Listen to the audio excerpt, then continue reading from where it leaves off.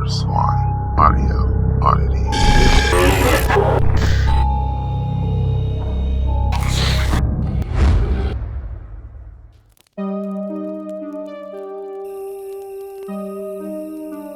As a kid, Richard heard stories of a tall, inhuman man who wandered the forest. The man has antlers like a moose, a wide nose, and teeth that protrude out his mouth, nearly ripped through his own cheekbones, mostly because his mouth can stretch wide. The inhuman stands at 6'10" and wears big coats and rags, passing as a homeless person most of the time. Fingernails black and long. He grunts and moans a lot and whispers to himself, probably from the weight of the antlers. He doesn't have human feet. Instead, he has hooves. The moose man's eyes are a mixture of orange and red. Once you see them, you become entranced with him and can barely move. Avoid eye contact. The story goes, after 10 p.m. or midnight, the moose man works in the forest watching and observing the area, hunting for the next victim. When he spots someone, he likes following them. When they're alone, he takes them. If they fight back, the victim would be found mauled to death. Hearts missing, and the prints of hooves would be found near the body. For the moose man, the easiest victims are children, people lost, or people alone. The moose man can mimic voices. He can make people go mad after seeing him. Once you see him, you can't get the beast out of your head. You daydream. He's there. When you sleep, he's there. When you go to bed, you better not sleep alone, because he has a way of reaching out through the shadows to take you. In this small town, there is a story about a man who was hunting and came across the moose man.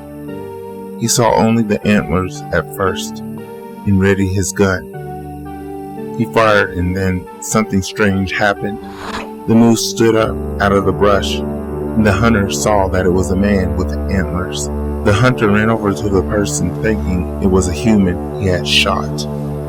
Once, a few feet from it, he noticed its freakishly large hands covering its face from where it was hit.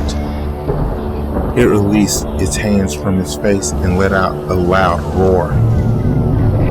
The man saw that this thing wasn't human. He ran, and the moose man chased him, but was too hurt to continue the chase. The man got away from the beast and told the townspeople.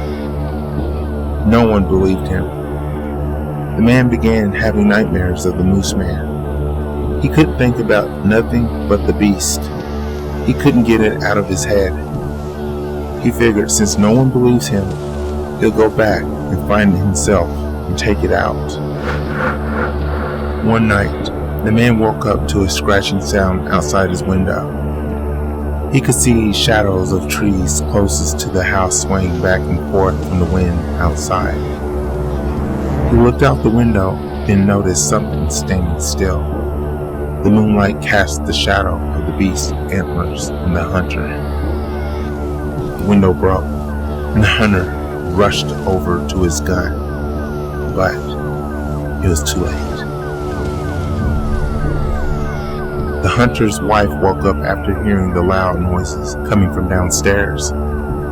She picked up a bat and made her way to the living room. Once there, she screamed, seeing red all over the place. The only thing left of the hunter was his bottom jaw and a hand.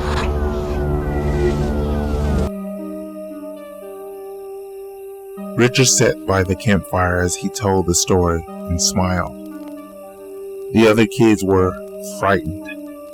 The camp counselor told Richard, "Good story, but he needed to tone down the violence and keep it PG-13.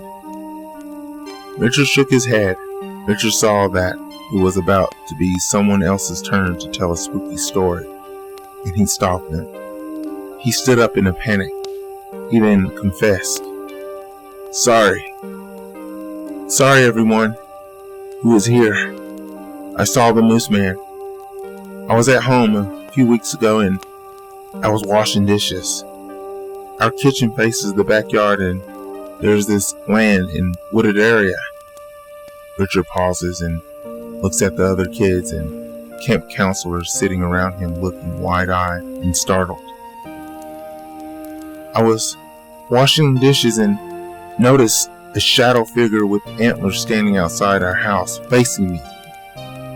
It stood in the brush of the trees, and once I laid eyes on it, I couldn't move. I was too scared, but something inside me told me I had to get out. I forced myself to look away. I closed my eyes tight and then I opened them.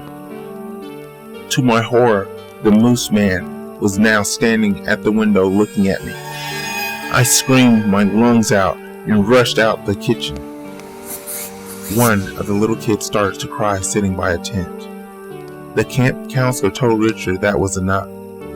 Some of the other kids laughed and some played it off as though the story was stupid and not real.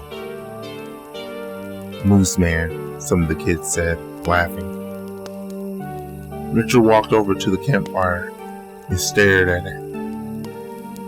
I told you all, sorry. The more people who hear it, the more likely he will leave me alone. So with that, I'm sorry. From behind Richard, a tall, inhuman man with antlers steps out from the tree line, towering over Richard. Richard drops to his knees with tears in his eyes. Everyone at the campsite began to run away and scream. The next day, when the campfire burnt out, the morning air blew through a once crowded campsite. The sun shined down over the area, revealing bloody clothing scattered throughout the park. Pieces of corpses from different people lie across the campgrounds from all over. There was not a living person in sight. Richard walked along the highway, putting out his thumb for any traveler willing to give him a ride home.